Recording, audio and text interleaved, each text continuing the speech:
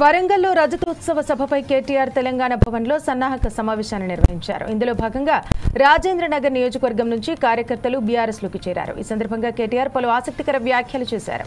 ప్రాంతీయ పార్టీలుగా టీడీపీ, బీఆర్ఎస్లు మాత్రమే బలంగా నిలిచాయన్నారు. కాంగ్రెస్ ప్రభుత్వం ప్రజలపై దౌర్జన్యం చేస్తోందంటూ ఆగ్రహం వ్యక్తం చేశారు. దేశంలో తెలంగాణను అగ్రగామిగా చేశామని తెలిపారు. పార్టీ పూర్తి స్థాయిలో ఫెయిల్ అయింది. నెగిటివ్ పాలిటిక్స్తోని పేదవాడి మీద తన ప్రతాపం చూపెట్టి ఇచ్చిన మాట నిలబెట్టుకోక ఇప్పటికే కాంగ్రెస్ ఖతమైపోయే పరిస్థితి వచ్చింది. ఇలా శ్రీరామ్ రెడ్డి గారు, నరోత్తమ్ రెడ్డి గారు గొప్ప మాట అన్నారు. ఏమన్నాడు ఆయన? కేసీఆర్ ఉన్నప్పుడు గల్లా ఎగిరేసుకొని తిరిగే విధంగా పనిచేసినాం సర్పంచులు అని. ఆయన చెప్పుడే కాదు, కేంద్ర ప్రభుత్వం ఇచ్చే అవార్డులు, పంచాయతీరాజ్ దినోత్సవం నాడు ఇచ్చే అవార్డులు మొత్తం భారతదేశంలో మన జనాభా 3% కంటే తక్కువ ఉంటుంది తెలంగాణ.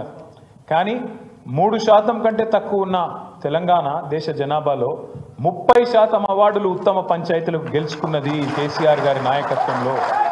అది కాదా?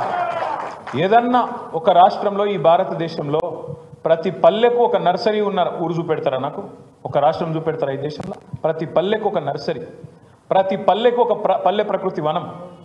జనరల్గా పార్కులు హైదరాబాద్లో ఉంటాయి, పట్టణాల్లో ఉంటాయి. కానీ కేసీఆర్ గారి నాయకత్వంలో ప్రతి పల్లెలో, ప్రతి పల్లెటూరులో ఒక పార్కు కట్టినాం, పల్లె ప్రకృతి వనం. ప్రతి గ్రామంలో ఒక డంపింగ్ యార్డు, ఒక శ్మశాన వాటిక, ఒక రైతు వేదిక, అందరికీ ఇంటింటికి నీళ్లు, ఎక్కడ పోయినా చెట్లతో పచ్చదనం స్వాగతం పలికే విధంగా ఏర్పాట్లు. ఎవరన్నా చేసిండ్రా ఇంత లోతుగా అధ్యయనం చేసి పల్లెటూళ్ళకి ఏం కావాలి, పట్టణానికి ఏం కావాలి, పల్లెటూళ్ళకి కావాల్సినవి పల్లెటూళ్ళు చేయాలి, పట్టణంలో అవసరం పడే అండర్ పాసులు, స్కైవేలు, ఇక్కడికి రావాల్సిన ఐటీ కంపెనీలు, ఇక్కడ కావాల్సిన మోరీలు, రోడ్లు, ఇక్కడ కావాల్సిన స్ట్రీట్ లైట్లు, ఇక్కడ ఏర్పాటు చేయాల్సిన సీసీ కెమెరాలు, ఇక్కడ రక్షణ కోసం తీసుకోవాల్సిన చర్యలు, మెట్రో లాంటి ప్రజా రవాణా సౌకర్యాలు, ఇవన్నీ 10 ఏళ్లలో అటు పల్లెలు ఇటు పట్టణాలు జోడెద్దుల్లాగా పరుగులు పెట్టించలేదా కేసీఆర్ గారు? అటు అభివృద్ధిని ఇటు సంక్షేమాన్ని రెండింటిని కలుపుకొని తీసుకపోలేదా? అందుకే నేను మిమ్మల్ని ప్రార్థించేది, నేను మీతో విజ్ఞప్తి చేసేది, జరిగిన నష్టం ఎన్నికల్లో మన ఓటమితోని మనకు తక్కువ జరిగింది, తెలంగాణ సమాజానికి ఎక్కువ జరిగింది. ఇది అక్షర సత్యం, ఇది వాస్తవం. ఇప్పుడు రాబోయే ఎన్నికల్లో మనం గెలవడం అనేది మన కోసం కాదు, నిజంగా కూడా చెప్తున్నా. తెలంగాణ సమాజానికి మళ్ళీ తిరిగి కేసీఆర్ గారిని ముఖ్యమంత్రి చేసుకోవడం అనేది ఒక చారిత్రక అవసరం. మళ్ళొక్కసారి జరిగిన ఈ నష్టాన్ని పూడ్చుకునే బాధ్యత తప్పకుండా తెలంగాణ సమాజం మీద, మనందరి మీద కూడా ఉన్నది. తెలంగాణ సమాజం అంటే అన్నదమ్ములు, మనోళ్ళు బయట వాళ్ళు చూసుకుంటారు, మాకేందని మనం ఇంట్లో అంటే కష్టమవుతుంది. ఖచ్చితంగా ఏప్రిల్ 27 నాడు ఇక్కడికి వచ్చిన ప్రతి ఒక్కరూ, మరి మన ఇంటి పండుగ అది.